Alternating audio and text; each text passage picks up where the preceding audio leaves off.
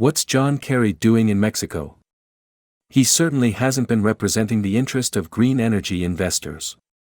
During a visit to Mexico last week, President Biden's climate envoy, John Kerry, heaped praise on President Andrés Manuel López Obrador. "I see wisdom in his leadership that wants to undo some of the mistakes of the past and help to promote the interests of the people," Mr. Kerry said of the 69-year-old career politician who sat nearby whispering to his team and grinning. Mr. Kerry apparently saw no irony in linking arms for a photo op, on the same trip, with Manuel Bartlett, one of the most notorious dinosaurs of Mexico's one-party state during the 20th century.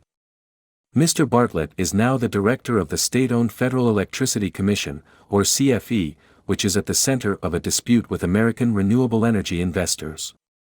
The climate envoy's job is to travel around the world spreading fear about global warming and pressuring countries to adopt the environmental lobby's agenda. Mr. Kerry is good at the former. But while his 7 trips to Mexico over 18 months seem to have made him Mr. López Obrador's new BFF, they've done nothing to advance the cause of renewable energy in Mexico. Mexico reformed its constitution in 2013 to allow for private investment, foreign and domestic, in energy. In November 2018, then-President Enrique Peña Nieto signed a renegotiated North American Free Trade Agreement, christened the U.S. Mexico-Canada Agreement. Whereas NAFTA did not commit Mexico to open its energy sector, USMCA consolidated the opening Mexico had done unilaterally and prohibits discrimination of investors and service providers. AMLO, as the Mexican president is known, took office in December 2018 with a goal of restoring the monopoly power of the CFE and the state-owned oil company Petróleos Mexicanos, or Pemex. To get there, he's been backtracking on Mexico's USMCA obligations. Climate envoy Kerry, who ought to represent U.S. Pemex, is a polluter. Last week the Mexican Daily Reforma reported that about 30% of the output from its refineries is dirty fuel oil, roughly the same as its gasoline output. This compares with about 1.5% of output from U.S. refineries that is fuel oil. Pemex has trouble exporting this high-sulfur residual, so it depends on the CFE as a buyer. Under USMCA, Mexico is committed to issue permits to energy producers and allow interconnection with the electricity grid on a non-discriminatory basis. The independent systems operator is supposed to dispatch the energy used for electricity generation according to its marginal cost. This implies that solar and wind projects go first. Yet to the extent that they displace Pemex, they are unwelcome by AMLO's government.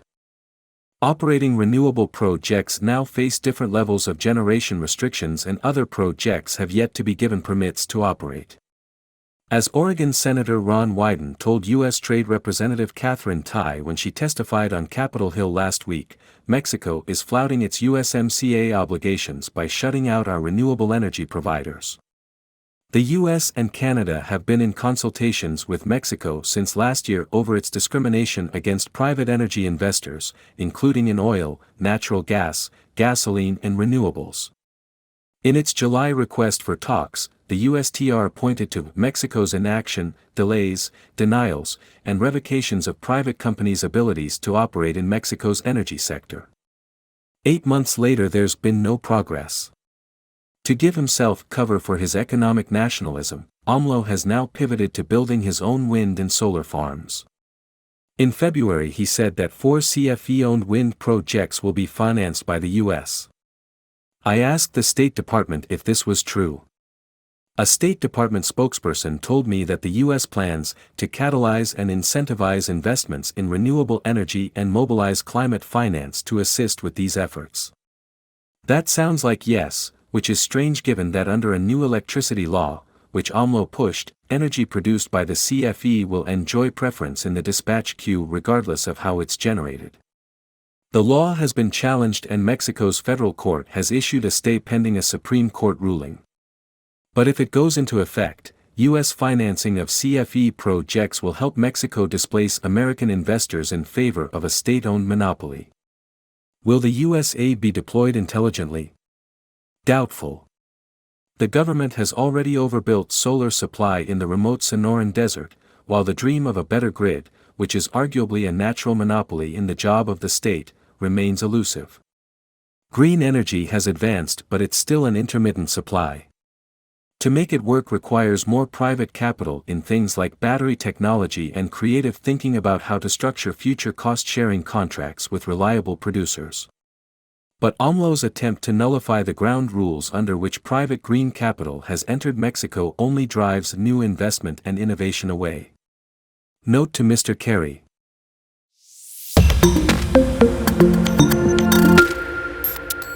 What's John Kerry doing in Mexico? He certainly hasn't been representing the interest of green energy investors. During a visit to Mexico last week, President Biden's climate envoy, John Kerry, heaped praise on President Andrés Manuel López Obrador.